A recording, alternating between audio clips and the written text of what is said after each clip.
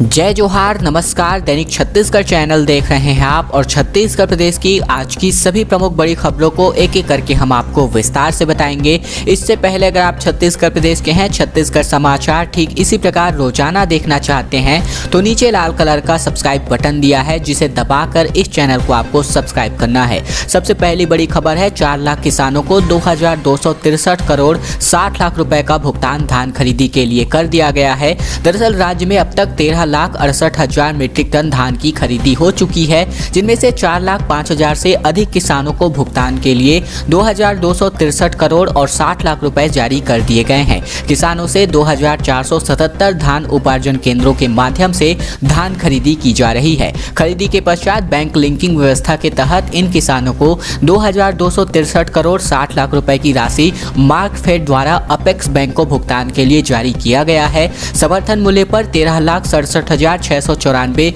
Metric ton धान की खरीदी अब तक करी जा चुकी है। धान खरीदी के 9वें दिन की अगर मैं बात करूं तो राजनांदगांव जिला प्रदेश में पहले पायदान पर रहा। राजनांदगांव जिले में 1,42,709 मीट्रिक टन धान की खरीदी हो चुकी है। बेमेतरा जिला धान खरीदी के मामले में राज्य में दूसरे क्रम पर है, तो वही बेमेतरा जिले में 1,06,396 मीट्रिक टन धान की खरीदी की गई है। अब तक की धान खरीदी में बलौदाबाजार जिला राज्य में तीसरे स्थान पर है। सरकार ने 25% किराया बढ़ाया, फिर भी सिटी बसें चलेंगी या फिर नहीं, ऑपरेटर मांगों पर अड़े हुए हैं। दरअसल किराया वृद्धि की मांग को लेकर लंबे समय से बंद सिटी बसों का किराया बढ़ाने की मांग पर राज्य सरकार ने कैबिनेट की बैठक में 25% इजाफा को हरी झंडी दे दी है। बावजूद इसके सिटी बसें चलेगी या फिर नहीं, यह अभी भी तय नहीं हो पाया है। इसकी बड़ी वजह यह है कि बस ऑपरेटर अभी भी अपनी मांगों पर अड़े हुए हैं, जिनमें से उन्होंने 65% किराया वृद्धि का प्रस्ताव सरकार को भेजा है।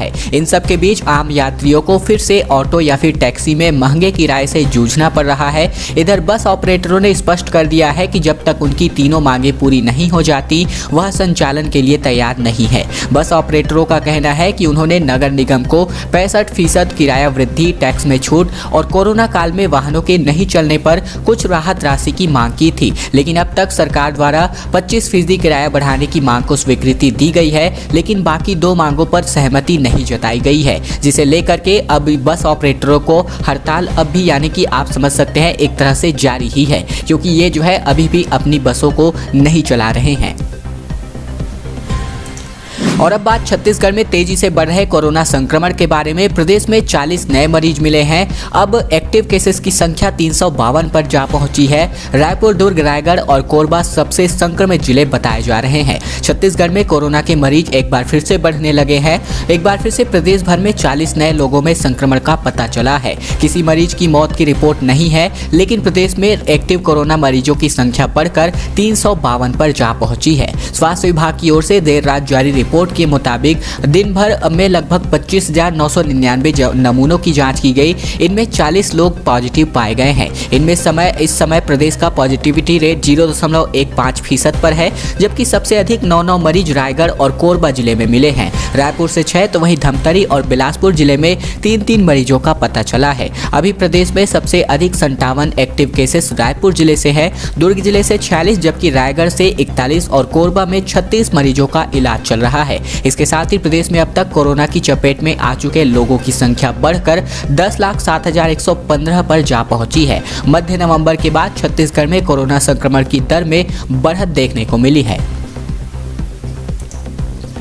1857 के शहीद की याद में वीर नारायण सिंह के गांव की मिट्टी पहुंची है रायपुर। यहां प्रतिमाओं का विस्थापन होगा। इसके अलावा यहां पर सोना खान की धरती अब तहसील बनने जा रही है। रायपुर से 134 किलोमीटर दूर सोना खान से मिट्टी पहुंची। ये मिट्टी जय स्तंभ चौक चौराहे पर रखी गई है। सोना खान के रहने वाले स्वतंत्रता सेनानी, जैसा कि आप सभी जानते हैं, शहीद वीर नारायण सिंह, इन्होंने 1857 की क्रांति के दौरान अंग्रेजों के खिलाफ अभियान छेड़ दिया था। उन्हें अंग्रेजों ने जय स्तंभ चौक पर ही मौत की सजा दी थी। इसी शहीद की याद में 8 दिनों तक पैदल चलकर आदिवासी सोना खान से रायपुर आए हैं। जय स्तंभ चौक पर सैकड़ों की तादाद में पहुंचे ग्रामीणों ने शहीद वीर नारायण सिंह को याद किया और श्रद्धांजलि अर्पित की है। दूसरी तरफ दोपहर के वक्त रायपुर से मुख्यमंत्री भूपेश बघेल शहीद वीर नारायण सिंह के गांव सोना खान पहुंचे। यहां आयोजित कार्यक्रम में उन्होंने एक अहम ऐलान भी किया है। मुख्यमंत्री ने कहा कि राजधानी रायपुर से जय स्तंभ चौक पर शहीद वीर नारायण सिंह जी की अकादमिक प्रतिमा महकमा का स्थापन किया जाएगा। साथ ही साथ सोना खान को तहसील बनाया जाएगा।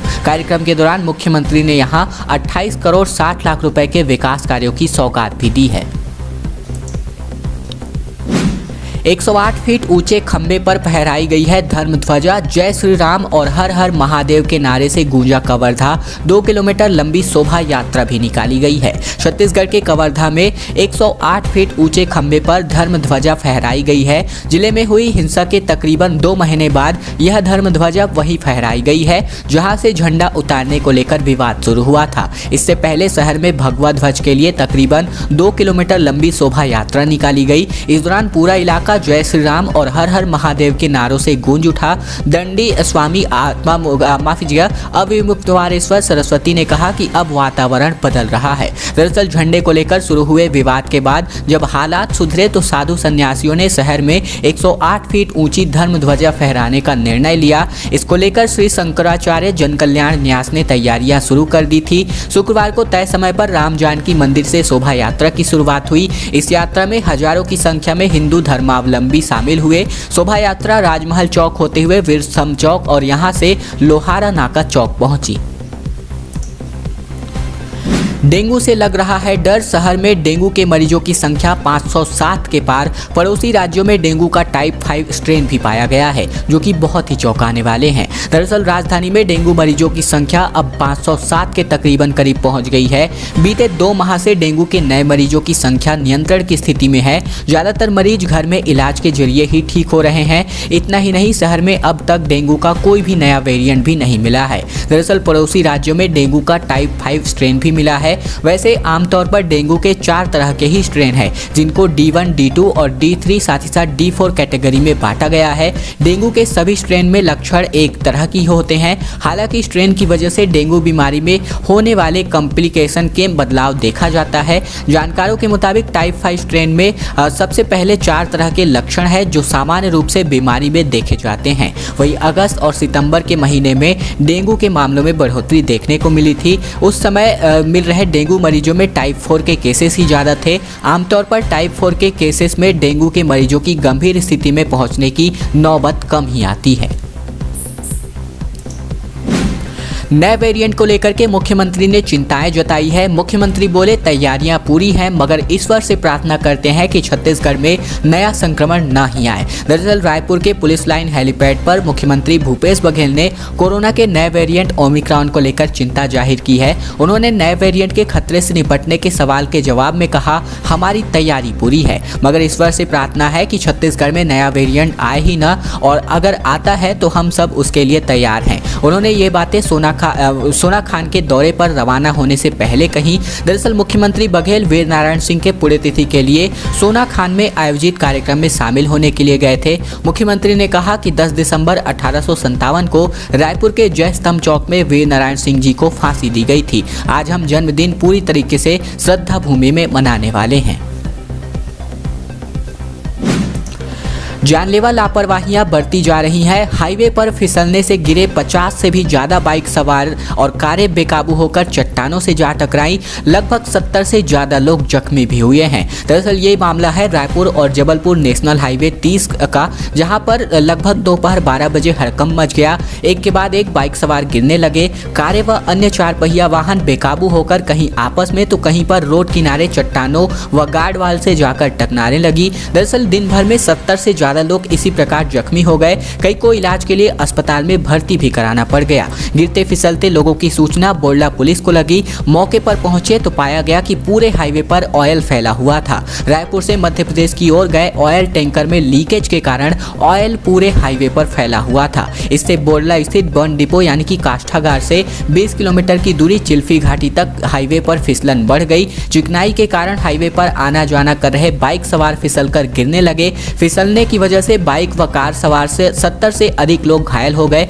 ज्यादातर को मामूली चोटें आई हैं, लेकिन 10 से अधिक लोग गंभीर रूप से जख्मी भी हुए हैं, जिन्हें डायल 112 की मदद से सामुदायिक स्वास्थ्य अस्पताल बोरला में इलाज के लिए पहुंचाया गया है। प्रदेश में उत्तर पूर्व से आ रही है ठंडी हवा, जिसकी वजह से उत्तर छत्तीसगढ़ में ठंड लगभग हल्की हल्की बढ़ने लगी है। बाकी इलाकों में कहीं कहीं पर बादल छाए रहने की भी संभावना है। दरअसल जवाद चक्रवात के कारण प्रदेश में पिछले 6 दिनों से ठंड कम हो गई थी। उत्तर छत्तीसगढ़ में तकरीबन उत्तरी हवा आने की वजह से न्यूनतम तापमान में गिरावट आएगी, इससे हल्की ठंड बढ़ने वाली है। जबकि मध्य व दक्षिण छत्तीसगढ़ में बंगाल की खाड़ी से हवा आने के कारण कहीं कहीं हल्के बादल छाए रह सकते हैं। मौसम विभाग के अनुसार सरगुजा संभाग को छोड़कर बाकी संभागों में न्यूनतम तापमान में फिलहाल कोई भी विशेष परिवर्तन होने की संभावनाएं नहीं है। राजधानी समेत प्रदेश में जवाद चक्रवात का असर अभी पूरी तरीके से खत्म नहीं हुआ है। खाड़ी से नम हवा आने की वजह से प्रदेश के सभी जिलों में रात का तापमान सामान्य से 2 से 7 डिग्री ज्यादा है, जबकि दिन का तापमान सामान्य से लेकर 5 डिग्री तक ज्यादा है। इससे पहाड़ी व मैदानी इलाके में ठंड पूरी तरीके से गायब चल रही है। रमन सिंह बोले, बीरगांव में शराब की नदियां बह रही हैं, कहा जनता कांग्रेस को देगी शॉक ट्रीटमेंट। दरअसल बता दें, बीजेपी के कार्यकर्ता सम्मेलन में पूर्व सीएम पहुंचे हुए थे। बता दें, पूर्व मुख्यमंत्री डॉक्टर रमन सिंह गुरुवार को बीरगांव इलाके में भाजपा के कार्यकर्ता सम्मेलन में पहुंचे। उन्होंने कहा कि कांग्रेस ने सिर्फ जनता से झूठ बोला है, शराबबंदी का वादा किया था लेकिन पूरा नहीं किया। बीरगांव में तो शराब की नदियां बह रही हैं। जब कांग्रेस के विरोध में वोट पड़ेगा तो इन्हें समझ आएगा। जनता कमल खिलाकर जिताकर कमल को जिताकर शॉक ट्रीटमेंट देगी। इसी से प्रदेश में बढ़ रही बेईमानी, जुआ, सट्टा और अपराध पर रोक लगेगी। दरअसल कांग्रेस ने निकाय चुनाव से संबंधित यहां पर घोषणा पत्र भी जारी किया था और इसमें पट्टा देने, महिलाओं को रोजगार देने जैसी बातों को शामिल किया गया था, जिसे लेकर डॉक्टर रमन सिंह ने कहा कि कांग्रेस का जो विधानसभा चुनाव के वक्त जन घोषणा पत्र था उसे ही रिपीट कर दिया गया है। 36 वादे थे, एक भी वादे पूरे नहीं हुए। यहाँ डेवलपमेंट के काम नहीं हो रहे हैं, नगर के विकास की योजना ठप पड़ी है। तालाब, सड़कों का काम हुआ करते थे। केंद्र की योजना छोड़कर कोई योजना छत्तीसगढ़ में नहीं चल रही है। ये सभी बातें पूर्व मुख्यमंत्री डॉक्टर रमन सिंह ने कही हैं। छत्तीसगढ़ में निकाय चुनाव के लिए कांग्रेस का घोषणा पत्र जारी हो चुका है। मोहल्ले में बटेंगे पट्टे, सस्ती दवा और मेडिकल सुविधा देने का भी वादा घोषणा पत्र के माध्यम से निकाय चुनाव को मद्देनजर रखते हुए छत्तीसगढ़ के कांग्रेस ने करी है। दरअसल छत्तीसगढ़ कांग्रेस ने निकाय चुनावों को लेकर अपना जन घोषणा पत्र जारी कर दिया है। इसमें जमीन का पट्टा देने, जमीन का मालिकाना हक देने जैसे वादे शामिल किए गए हैं। कांग्रेस ने शहरी इलाके में वोटरों को लुभाने के लिए सस्ती दवा और स्वास्थ्य सुविधाएं दिलाने का वादा किया है। रोजगार और महिलाओं के लिए भी कुछ बातें घोषणा पत्र में लिस्ट में शामिल की गई हैं। पढ़िए छत्तीसगढ़ के कांग्रेस के 30 चुनावी वादे, जैसा कि आप सभी इस वक्त लिस्ट में देख रहे होंगे, जिसमें कुछ प्रमुख बात करें तो आवासीय भूमि का पट्टा प्रदान किए जाने, सभी नगरीय निकायों के भवन के लाइसेंस की ऑनलाइन स्वीकृति की जाने, शहर के बने बसावट वाले क्षेत्रों में बाजारों को शहर की बाहरी सीमाओं में बसाने, साथ ही साथ भवन लाइसेंस प्रक्रिया का सरलीकरण करने, 1 दिसंबर से हुए कंस्ट्रक्शन कार्यों का नियमितीकरण करने, साथ ही साथ जमीन की कीमतों को अफोर्डेबल करने यानी कि कम कीमत करने, साथ ही साथ नगरीय निकायों की संपत्ति को फ्री होल्ड करने संबंधित कुल मिलाकर 30 जो लिस्ट है यहाँ पर जारी की गई है। भाजपा को चुनाव में नहीं चाहिए छत्तीसगढ़ पुलिस, नेताओं ने कहा। मुख्यमंत्री, गृह मंत्री के इलाके में चुनाव, स्टेट पुलिस पर रहेगा सरकार का दबाव। दरअसल बात करें, दुर्ग जिले में भिलाई, रिसाली, चरौदा निगम सहित जामुल नगर पालिका में 20 दिसंबर को पार्षद पद के लिए वोट डाले जाएंगे। इसके चलते यहाँ एक तरफ इलाकों में चुनाव का माहौल धीरे धीरे जोर पकड़ रहा है, तो वही शिकायतों और आशंकाओं का दौर भी जारी है। भाजपा ने गलत मतदाता सूची देने को लेकर जिला प्रशासन के ऊपर भेदभाव करने का आरोप लगाया था। इसके साथ ही अब पुलिस प्रशासन भी सवाल खड़े कर रहे हैं। दरअसल बता दें, भाजपा नेताओं का कहना है कि नगरीय निकाय चुनाव के लिए राज्य पुलिस की सुरक्षा व्यवस्था में होना है, लेकिन भिलाई नगर निगम सहित रिसाली, भिलाई, चरौदा निगम और जामुर नगर पालिका मुख्यमंत्री और गृह मंत्री के क्षेत्र में आते हैं। ऐसे में राज्य पुलिस गृह मंत्री के दबाव में होती है, उस पर राज्य शासन का दबाव होता है। दुर्ग जिले का निकाय चुनाव प्रदेश के मुखिया और कांग्रेस पार्टी दोनों के लिए साख का सवाल बन गया है। बैलेट पेपर से चुनाव होना है, ऐसे में राज्य पुलिस सुरक्षा के बीच कांग्रेसी कोई अनहोनी को अंजाम दे सकते हैं। भाजपा के जिला मीडिया प्रभारी सुभाष शर्मा का यही कहना है। इनका कहना यह भी है कि मतदान और मतगणना के दौरान सेंट्रल फोर्स को भी ड्यूटी पर लगाना चाहिए। ऐसा होने से चुनाव के दौरान किसी भी प्रकार की अनहोनी नहीं हो सकेगी। इस मांग को जल्द ही वह राज्य निर्वाचन आयोग के सामने भी रख सकते हैं। दरअसल 2500 पुलिसकर्मियों की सुरक्षा के बीच 733 बूथों में यहाँ पर मतदान होने वाला है, क्योंकि दुर्ग जिले में धारा 144 1944 लागू हो चुकी है। दोस्तों आज की खबरों का सिलसिला बस ये तक का था। वीडियो अगर आपको थोड़ा सा भी पसंद आया होगा तो नीचे लाइक बटन है जिसे दबाकर इस वीडियो को आपको बहुत ही छोटा सा लाइक कर देना है। नीचे लाल कलर का सब्सक्राइब बटन भी दिया है जिसे दबाकर इस चैनल को आपको सब्सक्राइब कर लेना है। साथ ही साथ घंटी को दबाकर ऑल नोटिफिकेशन को भी आपको सेलेक्ट करके रख लेना है ताकि प्रतिदिन की महत्वपूर्ण खबरें छत्तीसगढ़ समाचार बिना किसी रुकावट के हम आप तक सीधे रोजाना पहुंचा सकें। तो चैनल को सब्सक्राइब करने का ये छोटा सा काम आप लोगों को जरूर से कर लेना है।